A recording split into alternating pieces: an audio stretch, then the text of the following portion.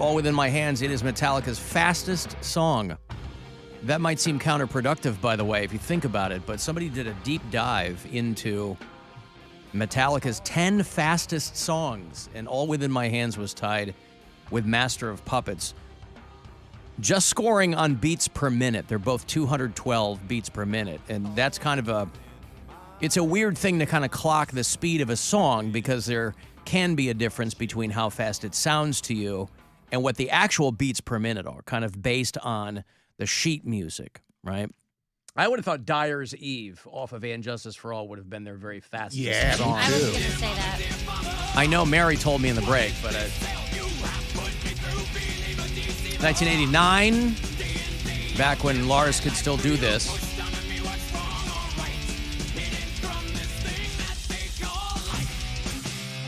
I remember trying to play this when I was... Delusional? Of course, couldn't do it. Well, no, I mean, I was 18 years old, so I was probably in much better shape to be doing it. But no, every time a new Metallica album came out in the 80s, if you were a drummer like I am, you were wanted to play all the songs because they were just wailing through everything. And then, mid-90s, they started to slow down, but I mean, they still have fast songs. But yeah, somebody did a really deep dive on their 10 fastest songs based on beats per minute. There's some that can kind of feel like they're just kind of chugging along, but beats per minute, it can be a fast song. So All Within My Hands and Master of Puppets, based on BPM, are their two fastest songs. They're doing that 72 Seasons tour, by the way, and we're still giving away tickets for that Detroit stop. They haven't set a Cleveland date, so we're sending you to Ford Field in Detroit. And if you're not hip to what Metallica's doing, they're doing entire weekends in every city. They're doing the sports stadiums, and they're doing Fridays and Sundays with different openers and different set lists.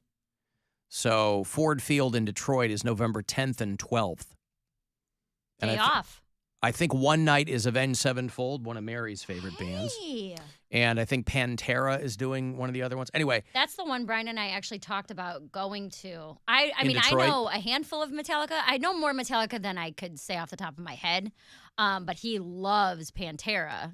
And now, I like Avenged Sevenfold. So. Yeah, they do two different sets, 2 nights in the round at the 50-yard line. So it's pretty rad. I mean, so anyway, go to WMMS.com. We're still giving away. You would get a pair of tickets for each night for the M72 World Tour with Metallica. It's November 10th and 12th at Ford Field in Detroit. But they're taking a night off in between. Yeah, but they're old? So people will see them walking around. Well, I think so. I mean, these guys go hard still.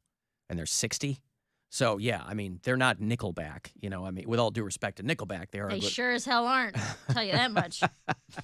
Well, speaking of Pantera, it's funny. I was reading a thing with Chad Kroger, and he said he always thought it was very sweet that the guys in Pantera, Dime and Vinnie Paul, both, of course, have passed. But he said Pantera would always come to their defense when anybody would slag Nickelback. They would say, look, I get where people are coming from, but go see Nickelback live and then tell me they suck. And he was always appreciative for the fact that the Pantera guys were very much in the Nickelback corner. Because, those guys are, Nickelback's laughing all the way to the bank. But again, you want everybody to like you. You're doing something wrong if they do, but it'd still be nice. I mean, if you're an artist. But anyway, if you're trying to get to that Metallica thing, WMMS.com. When we were walking into Sonic Temple, we were obviously parked a mile away in a parking lot, and there was a huge tour bus that had Dimebag all over it. And it said, Dimebag guitars and all this stuff. And I asked Brian, I was like, why is that guy's tour bus out with everyone else's cars? This doesn't make sense. Who's Dimebag? He goes, Dimebag is dead, and that is a crazed fan who turned a tour bus into a Dimebag memorial, essentially. Right. Yeah, it was covered. It looked like spray paint, like somebody had done it themselves. It didn't look like a wrap or anything like that, but yeah, it was giant. So big that I thought it was one of the bands, and I'm like, why are they parking out here with everybody else? You thought that you were unclear as to what was going on. Well, I didn't know who Dimebag was. Yeah. So I thought Dimebag was either a band or a guy who was performing. Because it's like a giant band-sized tour bus with this dude's face plastered all over it. Right. And he was like, no. Yeah. Murdered in Columbus, Ohio. Yep. It'll be 20 years next year. Next year, yeah. Yeah, next December. A crazed fan Killed him on stage. And then his brother, who was the drummer, died a few years ago. But I think he just drank himself. You know, he was sick with something. Vinnie Paul, those guys went hard, boy. So I don't think it was. I don't think anybody was shocked when Vinnie Paul died, but he died in 2018, day before my birthday.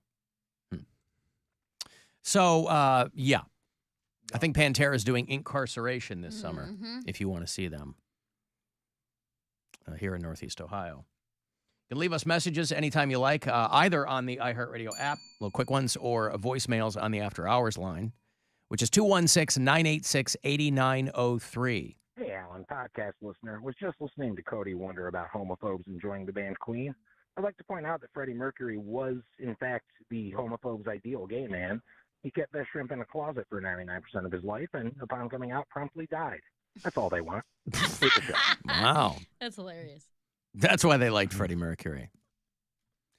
Yeah, it's pretty wild. I mean, we're talking about the Queen, Disney getting ready to sell the Queen music catalog for north of $1 billion to Universal.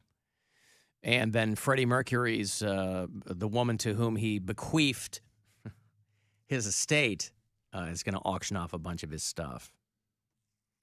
But yeah, there's still, people are still complaining about Target, and people are still complaining about Kohl's, and people are still complaining about Poundcake is there's no divergence, by the way, in Poundcake's thoughts on it, because he's always been a Chick-Fil-A fan. And so there's nothing different. Obviously, that's not going to change just because some people don't like what they're doing or.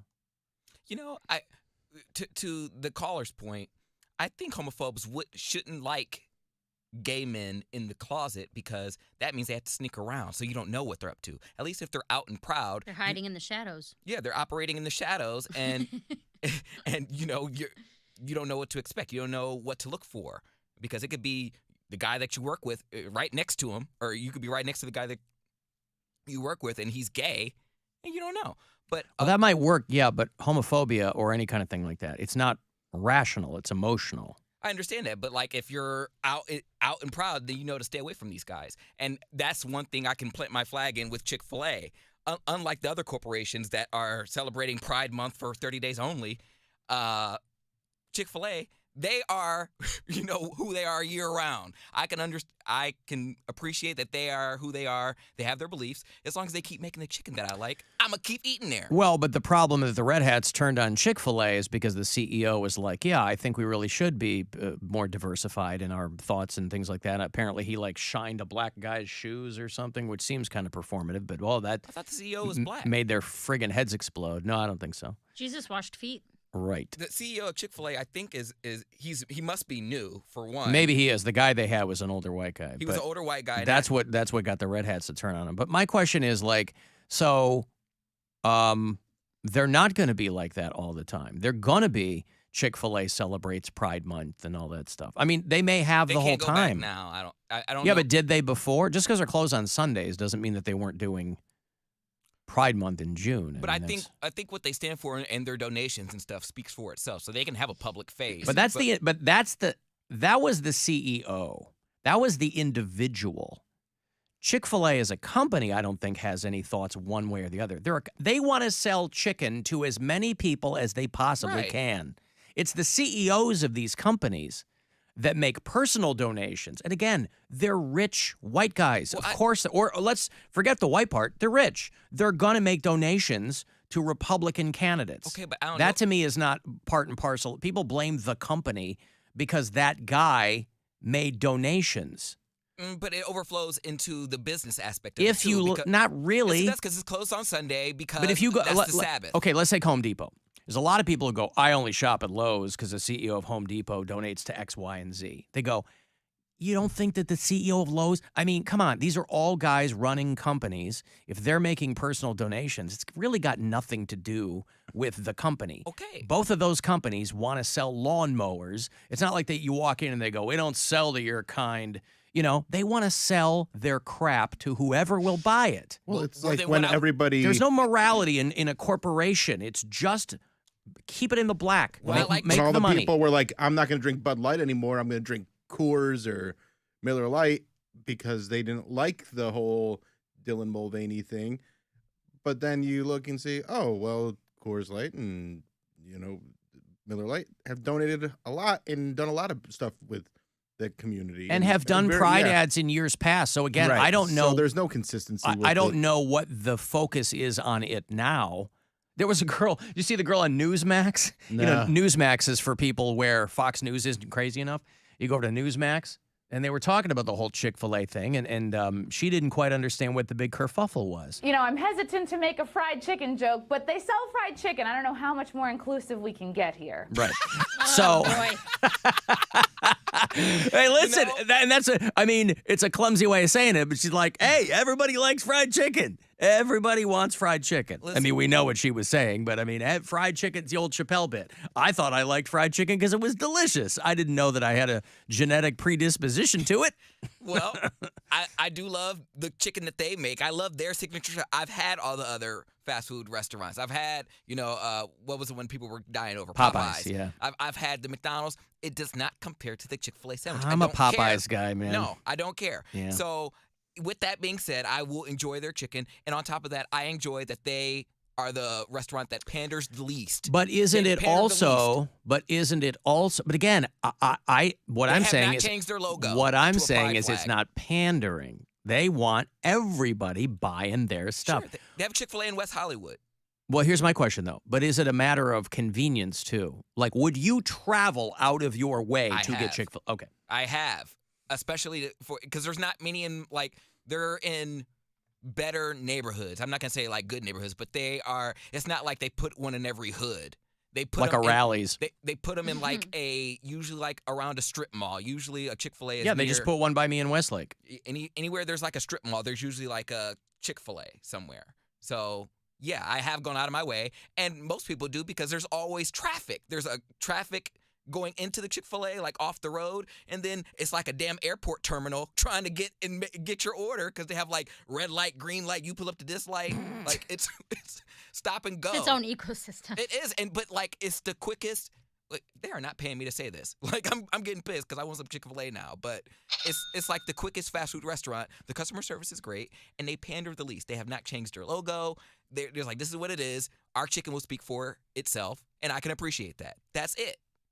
So, gay chicken or not, I'm eating it.